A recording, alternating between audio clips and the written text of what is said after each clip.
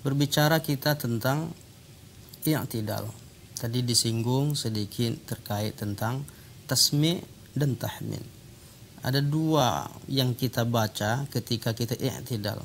Yang pertama adalah tasmi', setelah itu tahmin. Lalu bagaimana ucapan tasmi' dan tahmin ini? Sementara kita tahu kalau gerakan-gerakan sholat itu semuanya takbir. Memulai sholat Allahu Akbar, takbiratul ihram, ya takbir. Ketika ruku namanya lagi takbir, Allahu Akbar. Sujud juga takbir. Duduk antara dua sujud takbir. Kemudian gerakan berpindah gerakan takbir intiqal namanya.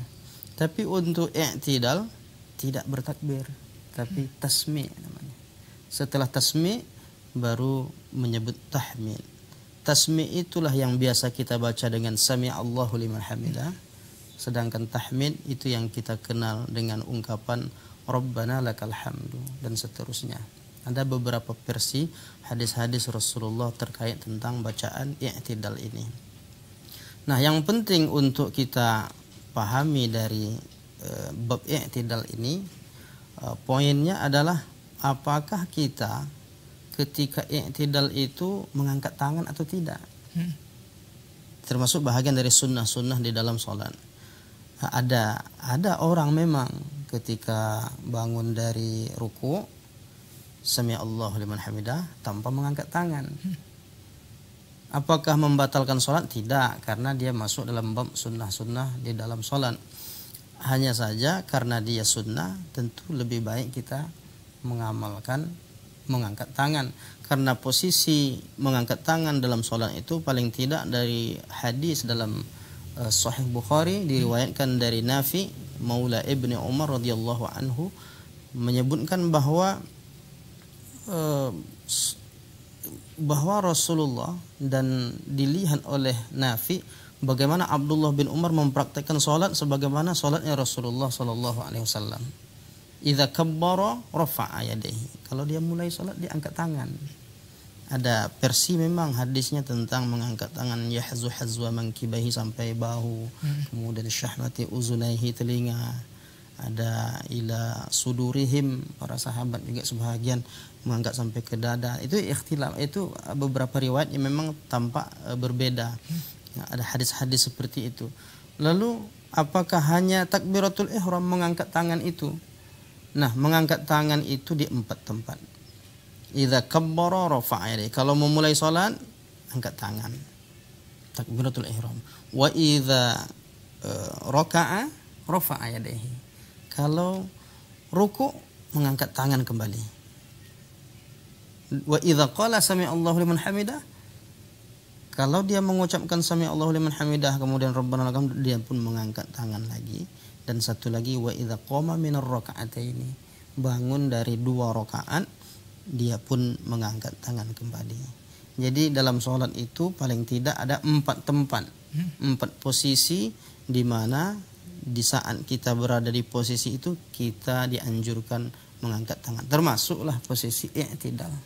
Bangun dari ruku, sami'allahu liman hamidah, itu dianjurkan untuk mengangkat tangan. Nah, apakah sami'allahu liman hamidah itu dibaca oleh makmum? Karena ada pemahaman juga, sebahagian mengatakan makmum enggak perlu baca sami'allahu liman hamidah. Loh, kenapa tak perlu sami'allahu liman hamidah? Itu bagian imam. Itu tugas imam. Adapun makmum Rabbana lakal hamdu, belum tentu. Ada yang berpendapat seperti itu? Iya, ada. Tapi tidak semua ulama sepakat tentang bahwa makmum tidak membaca tasmi'. Nah, kalau kita mengkaji fikih, ada mazhab Hanafi, Maliki, Syafi'i, Hambali. Di sini ada perbedaan pendapat. Untuk mazhab Hanafi misalnya, bahwa seorang makmum tidak membaca tasmi'. Jadi makmum enggak baca sami'allahu liman hamidah menurut mazhab Hanafi. Begitu juga menurut mazhab Maliki. Tapi ada perbedaan. Mazhab Maliki perbedaannya adalah seorang imam membaca tasmi', makmum membaca tahmin. Lalu imam tadi hanya cukup tasmi' saja, iya, dia tak membaca tahmid. Adapun mazhab Hanafi, tasmi' dibaca oleh imam sekaligus tahmid juga dibaca oleh imam. Nah, kenapa ada yang membaca tasmi' makmum? Nah, ini pemahaman ulama mazhab Syafi'i. Dalam mazhab Syafi'i, wa yusannu, disunnahkan bagi seorang imam atau makmum atau dia salat sendiri, ketika i'tidal dia membaca tasbih atau melafazkan sami Allahu liman hamidah, sekaligus juga setelah itu bertahmid membaca Rabbana lakal hamdu. Meskipun hadis-hadisnya bisa Rabbana lakal hamdu saja seminim-minimnya, bisa jadi Rabbana walakal hamdu, ada lagi Rabbana lakal hamdu hamdan katsiran thayyiban mubarakan fih, ada jadi Allahumma rabbana lakal hamdu mil'us samawati wa mil'ul ardi wa mil'u ma syi'ta min syai'in ba'du. Jadi hadis-hadisnya bervariasi. Banyak hadis-hadis tentang itu. Tapi ketika kita dihadapkan dengan pertanyaan atau perbedaan pendapat, tidak boleh mencela. Jadi kalau ada orang, antum baca enggak tasmi' kalau jadi makmum? Saya baca. Oh, enggak betul. Yang betul itu tidak baca. Nah, mempersalahkan seperti ini yang harus kita luruskan. Jangan sampai ada menyalahkan saudara kita gara-gara perbedaan pendapat, dan itu sudah dibahas oleh para ulama sejak dulu. Itu bahagian dari pilihan-pilihan dalam mazhab al-fiqhu alal mazahibil arba'ah. Itu tentang i'tidal.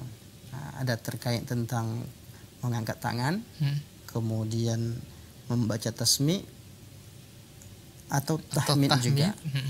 Itu ada perbedaan pendapatnya. Dan sangat luas pembahasan tentang i'tidal.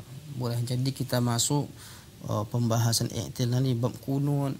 Iya, karena di i'tidal itu juga ada kunut.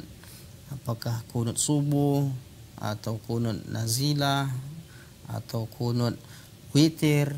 Nah, khususnya witir untuk sholat subuh, sebenarnya kalau kita merujuk kepada pemahaman ulama mazhab udah selesai juga. Hanafi, Hambali mereka tidak berkunut subuh.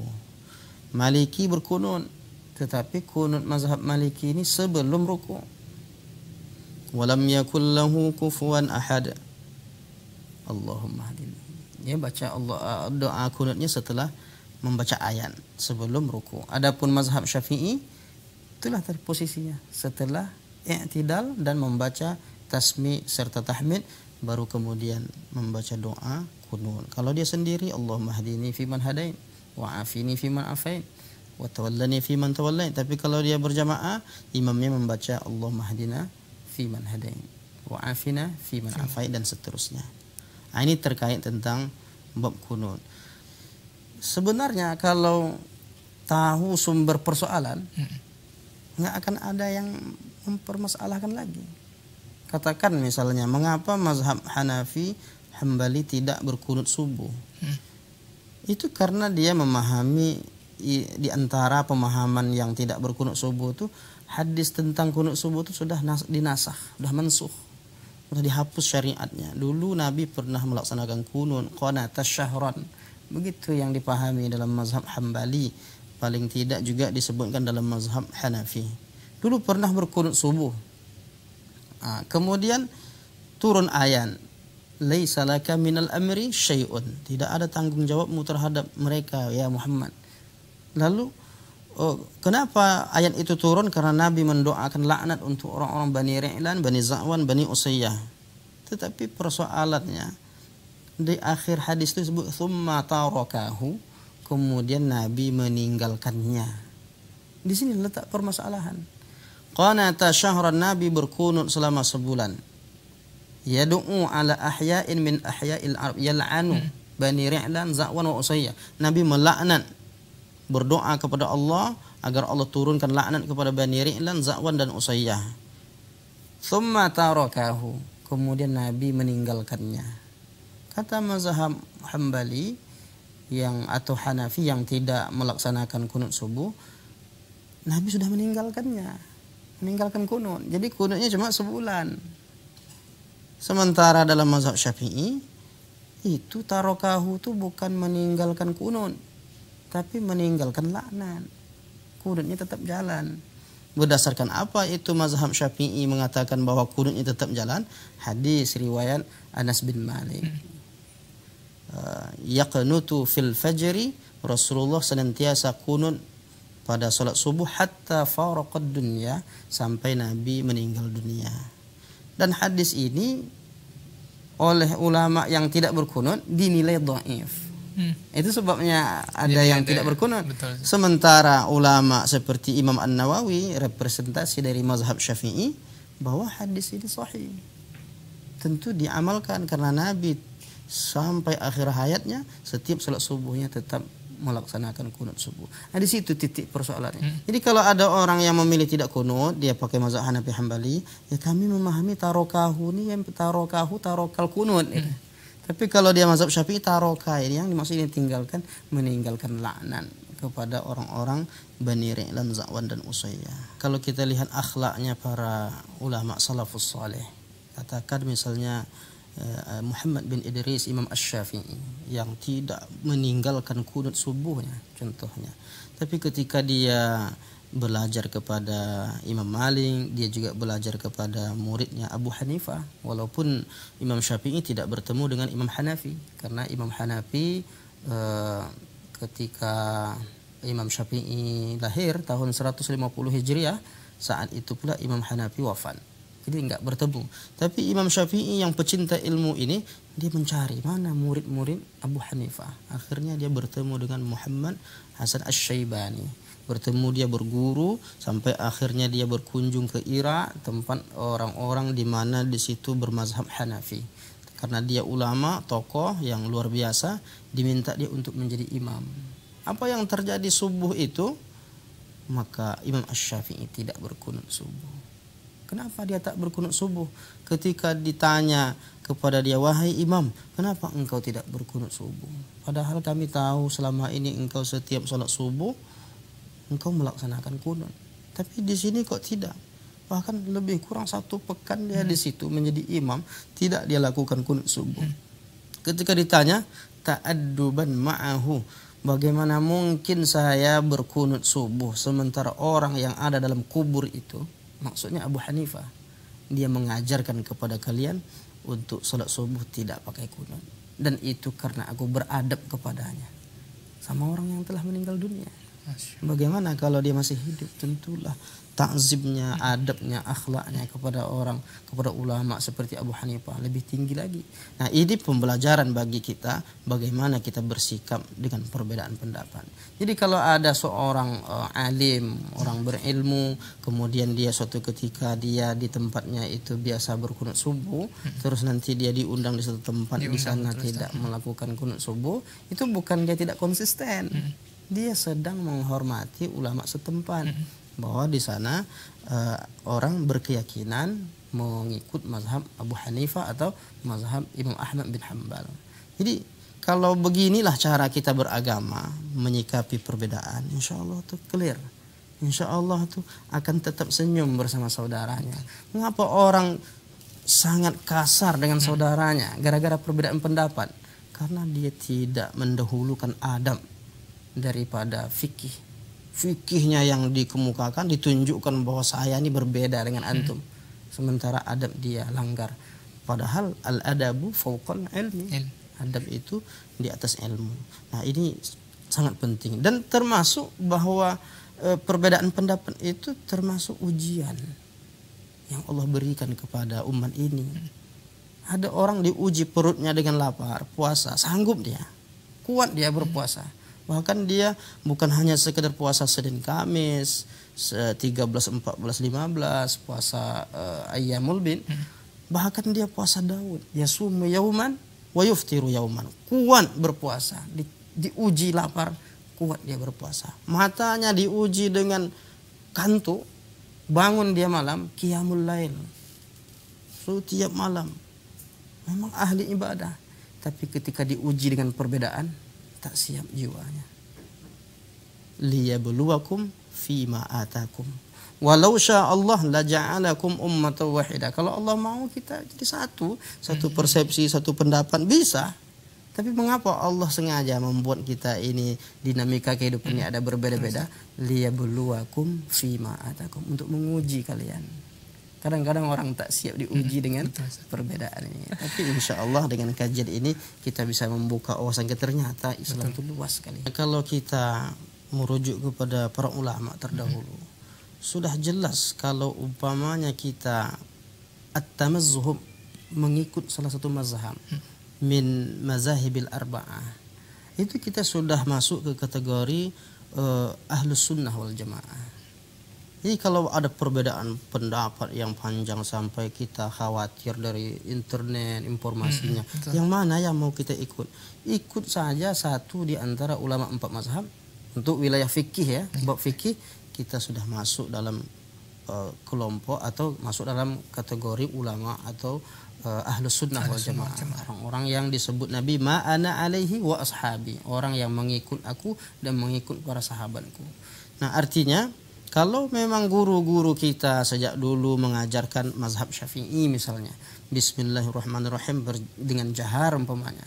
Nah, itu sudah termasuk sudah termasuk mengikut Ahlus Sunnah wal Jamaah. Termasuk umpamanya andaikan ada satu tempat itu tidak menjaharkan basmalah dan dia mengikut pendapat mazhab Hambali misalnya, itu juga Ahlus Sunnah wal Jamaah. Jadi kita menjadi parameternya lihat dari mana amman ta'khuduna dinakum, dari mana mengambil ajaran agama. Kalau melewati ulama-ulama mazhab seperti Hanafi, Maliki, Syafi'i, Hambali, itu ulama-ulama yang mu'tamad, fikih yang mu'tamad, yang tidak diragukan lagi, yang dasar-dasar ilmu nyambung sanadnya sampai ke Rasulullah sallallahu alaihi wasallam. Kalau kita lihat jalur sanadnya Imam Malik umpamanya. Kalau Abu Hanifah dia bertemu dengan Anas bin Malik, Anas bin Malik dengan Rasulullah. Kalau Imam Malik nanti dia bertemu dengan misalnya gurunya Sya'bi, atau kemudian nanti naik ke Maula Nafi, Maula Ibnu Umar, kemudian nanti sampailah kepada Abdullah bin Umar, kepada Rasulullah sallallahu alaihi wasallam. Itu jalur sanadnya. Begitu juga Imam Syafi'i ke Imam Malik sampai. Mereka ini ulama-ulama salafus saleh. Nah, kalau kita mengikut satu pendapat yang berasal dari ulama 4 mazhab itu, ini bab fikih ini, maka tidak diragukan lagi bahwa kita sudah mengikuti sesuai dengan sunnah Rasulullah sallallahu alaihi wasallam. Kita tidak bisa melompat. Saya mau ikut sunnah Rasulullah langsung, kita nggak ketemu dengan Nabi. Oleh karena itu ulama 4 mazhab ini yang merupakan ulama yang sudah merincikan, yang mengonsep kaedah-kaedah fikih. Kalau tak adalah Abu Hanifah, kita tak kenal mana dia fardu, wajib, sunnah, mana yang disebut dengan hukum-hukum, kaedah-kaedah hukum. Kita tidak akan jumpa dengan rukun sholat sekian, ada yang nyebut 6, ada yang nyebut 13, ada 14. Tidak tahu rukun wudu seperti ini. Itu ulama lah yang merangkum semua dari Al-Quran dan hadis-hadis Rasulullah sallallahu alaihi wasallam itu. Jadi nggak usah ragu kalau memang ada perbedaan yang panjang. Lihat aja sumbernya dari ulama yang otoritatif atau tidak. Itu kunci di situ. Kalau jelas kitabnya sumbernya dari ulama-ulama yang diakui keilmuannya, maka insya Allah selamat. Di antara yang perlu juga jadi pertanyaan, sebagian orang ketika mengangkat tangan sami Allahu liman hamidah, ada yang meluruskan tangannya. Bukankah kita pada umumnya ketika bertasmi itu sami Allahu liman hamidah, tangannya lurus ke bawah. Sami Allahu liman hamidah. Ya. Tapi sebahagian lagi sami Allahu liman hamidah bersedekap. Iya, betul. Sami Allahu liman hamidah. Ya, ada juga yang bersedekap. Nah, ini juga bahagian dari ikhtilaf yang tak boleh dipertikaikan sampai kita akhirnya tak bertegur sapa. Gara-gara perbedaan seperti ini. Nah, kalau kita merujuk pada pendapatnya ulama mazhab Hambali misalnya, seperti termasuk ulama kontemporer yang walaupun sudah wafat seperti misalnya ulama Saudi Syekh Abdul Aziz bin Baz, itu meyakini bahwa yang dimaksud dengan tangan kembali seperti hatta ya'uda kullu azmin makanahu, saat Nabi itu kalau dia bangkit dari ruku, dia kembalikan anggota tubuhnya seperti semula. Itu yang dimaksud adalah bersedekap. Bukankah semula itu maksudnya sebelum ruku bersedekap? Kemudian ruku, Allahu Akbar.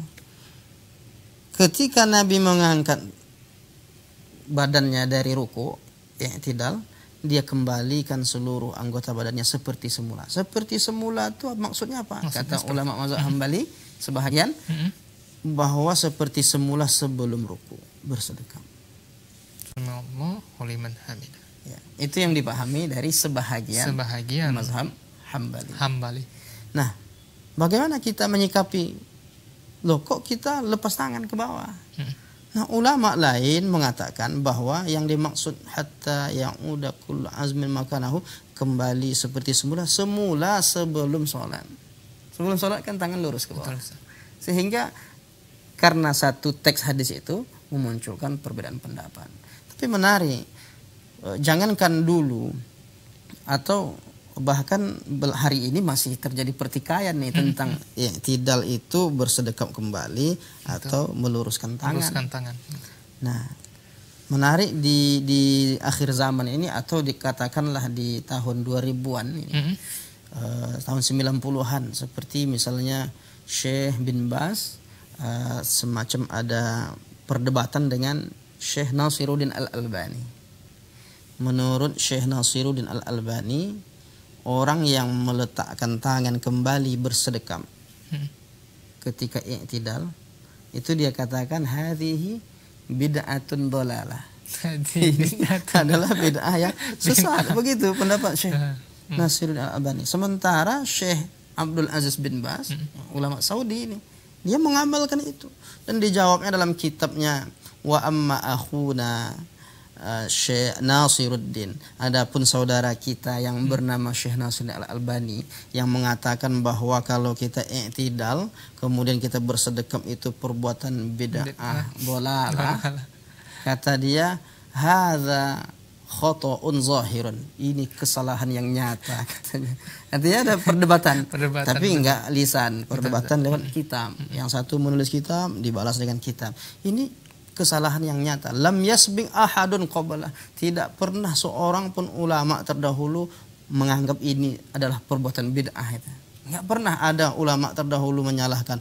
Pun kalau ada tidak sepaham, hanya memilih atau mengatakan ini yang kami amalkan, yang itu berbeda, ya tidak apa-apa. Tapi memang belakangan terjadi pertikaian ini gara-gara suka membid'ahkan, tabdi', suka mempersalahkan, itu terlalu ekstrim. Wilayah-wilayah furu'iyah seperti ini kok sampai ke tingkat bid'ah itu. Lam yasbiqhu ahadun qablah, tidak pernah seorang pun ulama mengatakan bahwa orang yang meletakkan tangan ketika bersedekap lagi ketika i'tidal itu dianggap sebagai bid'ah. Inilah baru katanya. Nah, ini terjadi perdebatan seperti itu. Paling tidak ini menambah wawasan kita tentang ternyata ulama itu walaupun ada perdebatan tapi kitab dengan kitab gitu. Masyarakat kaum muslimin di seluruh dunia ini memang sudah bisa dipetakan. Bagaimana Asia Tenggara seperti misalnya Indonesia, Malaysia, Singapura, Thailand seperti itu, Filipina. Ini mayoritasnya bermazhab Syafi'i. Jadi kalau umpamanya mazhab Syafi'i, basmalahnya jahar. Kalau subuhnya kunut gitu. Tapi kalau kita lihat nanti wilayah di Maroko, Tunisia, Aljazair, itu mereka berpaham atau mazhabnya mazhab Maliki. Nanti ada lagi yang di Madinah, Makkah itu, dan di sekitarnya Yaman sebahagian itu, walaupun ada juga mazhab yang lain, tapi itu yang Makkah, Madinah, Saudi itu representasi dari mazhab Hambali. Adapun seperti Turki, India, Pakistan, Bangladesh, itu mereka bermazhab Hanafi. Dan kalau kita lihat di Makkah saja itu bermacam-macam cara orang sholat. Jadi kalau kita ada melihat orang Allahu Akbar tangannya lepas ke bawah, mazhabnya Maliki. Ada juga orang umpamanya kalau dia sampai waladhdallin enggak ada terdengar aminnya, mazhab Hanafi. Sampai waladhdallin aminnya ya silent. Amin, tapi al-ikhfa'u bi amin aula minal jahri. Begitu pendapat mazhab Hanafi. Mengecilkan bacaan amin itu lebih utama daripada menjaharkannya. Jadi tentu berbeda kalau kisah kawan-kawan atau para asatid kita yang sudah berangkat ke sana, itu menarik. Kadang-kadang lupa itu. Saat orang sudah sampai dhalil, semangat dia nyebut amin sendiri itu. Karena di saat itu tidak ada orang lain mengucapkan amin karena kita sudah terbiasa. Betul. Dan menarik lagi seperti ulama atau imam Masjidil Haram, Syekh Sudais. Syekh Sudais itu di Makkah, di Madinah misalnya, dia tidak pernah membaca bismillah itu dengan jahar karena dia bermazhab Hambali. Dan dia mengakui dia bermazhab Hambaliyul mazhab. Tapi apa yang terjadi di Istiqlal ketika sholat Jumat di Istiqlal Jakarta? Saat itu dia menjadi imam dan di rakaat pertamanya tanpa ragu-ragu dia membaca basmalah dengan jahar. Itu namanya bijak menyikapi perbedaan. Dan dia sadar itu masalah furu'iyah yang tidak sampai membatalkan sholat. Dan dia membaca dengan tenang, jelas. Bismillahirrahmanirrahim. Bismillahnya seperti orang kita, jahar. Dan itu mazhab Syafi'i. Terus dia baca Alhamdulillahirrabbilalamin Ar-Rahmanirrahim sampai waladdallin. Amin. Setelah itu dia baca surah Al-A'la. Dan saat memulai membaca surah Al-A'la, dia mulai lagi bismillah. Tidak pernah dia memulai membaca ayat dengan basmalah jahar itu ketika dia sholat di Makkah Madinah. Kenapa? Karena mazhab Hambali enggak menjaharkan basmalah. Dan dia baca Bismillahirrahmanirrahim Sabbihisma rabbikal a'la. Ulama-ulama yang mengerti tentang ikhtilaf, mengerti tentang perbedaan pendapat, hatinya pun lapang. Tapi orang-orang yang mendapat satu paham dan meyakini ini satu-satunya yang benar, cenderung menyalahkan yang lain. Tapi kalau dia paham tentang fikih, perbandingan mazhab, semuanya punya dasar-dasar, nggak ada yang akan mempersalahkan itu. Ini hanya orang yang tidak melihat dan tidak bisa membedakan apa beda ikhtilaf dengan iftiraq. Kalau ikhtilaf itu biasa, berbeda pendapat, biasa. Kita juga berbeda dalam satu masalah, perbedaan itu biasa saja, warna-warni dalam kehidupan biasa. Yang tak boleh itu iftiraq, berpecah belah, bermusuh-musuhan. Berbeda pendapat ulama-ulama terdahulu itu biasa-biasa saja. Dan tidak sampai seperti sebahagian orang akhirnya bermusuhan. Kemudian nanti saling memaki, hina menghina, apalagi dunia medsos sekarang ini. Dunia medsos sekarang, Islam yang benar, Islam yang tidak benar, hate speech ya Ustaz ya, saling membenci, memunculkan pecah belah. Nah, itu yang kita hindari. Maka kita berharap dengan kajian-kajian keislaman ke depan ini berikan pencerahan kepada umat bahwa perbedaan pendapat itu ini dasarnya. Orang kenapa bisa berbeda? Ini dia pakai dalil ini.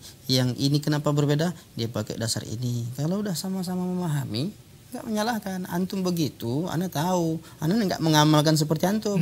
Ana tahu dalil antum. Tapi antum tahu nggak dalil ana? Yes. Kita sama-sama saudara kan, sama-sama sholat subuh 2 rakaat kan. Nah, tapi berbeda pendapat kita biasa.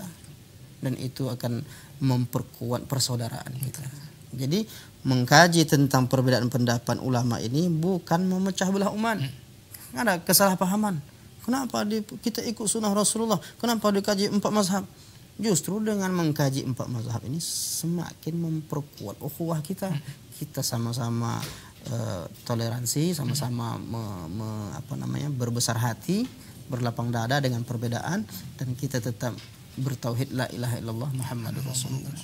Jadi bicara kita tentang tumaknina, bahagian dari gerakan-gerakan sholat yang harus dilakukan tumaknina, diantaranya ya ketika ruku, i'tidal, sujud.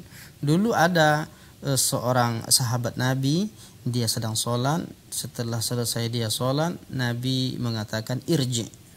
Irji itu bisa maknanya pulang, tapi di sini maknanya ulangi. Irji fasalli innaka lam tusalli. Ulang lagi sholatmu, engkau belum sholat. Kenapa Nabi suruh ulang? Rupanya ada masalah dalam sholatnya. Kemudian dia sholat untuk kedua kalinya. Setelah sholat untuk kedua kalinya, kemudian Nabi mengatakan lagi, irji fasalli innaka lam tusalli. Sholat lagi, engkau belum sholat. Sholat dia sampai 3 kali. Nabi mengatakan kalimat yang sama, irji fasalli innaka lam tusalli. Ulangi sholatmu, engkau belum sholat. Sampai akhirnya dia pun heran, dah 3 kali sholat kok suruh ulang lagi. Lalu dia pun mengatakan, ya Rasulullah, ma uhsinu ghairah. Saya tidak bisa sholat lebih baik daripada yang saya lakukan ini. Kalau memang salah yang saya lakukan, fa'allimni, tolong ajarkan kepadaku bagaimana agar aku sholat, kemudian setelah itu tak perlu diulang lagi. Lalu kata Nabi, idza kumta ila sholat, kalau kamu sholat maka engkau harus melakukan ini, takbir, kemudian segini seperti ini, waqra' ma tayassara ma'aka minal Qur'an, baca ayat yang mudah begini-begini. Kemudian Nabi katakan tsummarka, kemudian rukuklah engkau hatta tatma'inna qa'im, hatta tarka'u raki'an, hatta tatma'inna raki'an. Rukuklah engkau sampai rukukmu benar-benar dalam keadaan tuma'ninah, tenang. Ketika ruku, subhana rabbiyal azim ya bihamdi, tenang, dibacanya tenang, gerakannya tenang. Thumma, kemudian berdirilah engkau, bangunlah dari ruku, hatta ta'tadila qa'iman, sampai i'tidalmu itu berdirinya lurus dan itu benar-benar dalam keadaan tumakninah.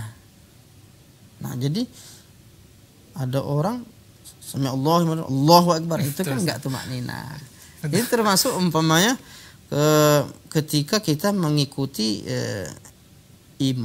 mengikuti imam itu, batasan kita dapat bahwa kita itu 1 rakaat kapan? Itu ketika dapat ruku. Kalau udah i'tidal tak dapat lagi. Itu yang disebut Nabi dalam sebuah hadis, idza ji'tum ilas shalah, kalau kalian datang untuk salat berjamaah, wa nahnu sujud, kalian dapati kami dalam keadaan sujud.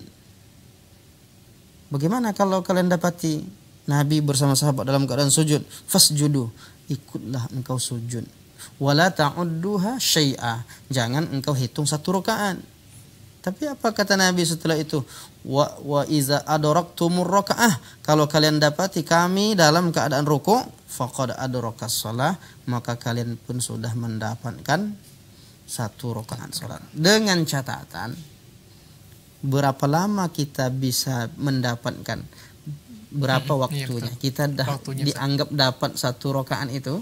Apakah saat kita ruku' Allahu akbar, imam sami Allah itu dah dapat atau belum? Ya, bagaimana? Maka ulama mengatakan jika kita sempat mendapatkan sekali tumakninah ketika ruku', sekali bacaan tasbih. Jadi umpamanya kalau bacaan tasbih yang kita pilih itu subhana rabbiyal azim ya bihamdi, kan biasa kita baca 3 kali. Yang afdal kan 7 kata Imam Hasan Al-Basri, yang sedang 5, wa adnahu salas, yang sedikit 3. Tapi andaikan kita sempat sekali saja, Allahu akbar subhana rabbil azim ya bihamdi, belum sampai 3, imam sudah i'tidal, sami Allahu liman hamidah, maka itu sudah bermakna kita dapat 1 rakaat salat. Jadi kalau umpamanya tidak dapat Allahu akbar sami Allah, berarti dia nambah lagi 1 rakaat. Nambah 1 lagi. Jadi kalau kita simpulkan tema kita tentang i'tidal pada kesempatan kali ini, apakah seorang makmum itu membaca tasmi' atau langsung tahmid? Maka ulama berbeda pendapat. Jumhur ulama mengatakan makmum tidak membaca tasmi' sami Allahu liman hamidah, tapi ulama mazhab Syafi'i yang banyak diikuti oleh masyarakat kita di Indonesia, ketika i'tidal pun tetap membaca tasmi' sami Allahu liman hamidah. Ala kulli hal, ini termasuk perbedaan pendapat yang tetap harus saling menghargai. Kemudian apakah mengangkat tangan? Iya, disunnahkan mengangkat tangan saat i'tidal sami Allahu liman hamidah. Lalu apakah bersedekap atau lurus? Jumhur ulama mengatakan tangannya lurus ke bawah, tapi sebahagian ulama membolehkan untuk bersedekap. Itu pun tetap kita hargai. Terkait tentang kunut subuh, bahwa kunut subuh itu ulama 4 mazhab berbeda pendapat. Hanafi, Maliki, Hambali tidak berkunut subuh, Maliki, Syafi'i berkunut subuh. Kemudian lagi tentang itulah paling tidak ya.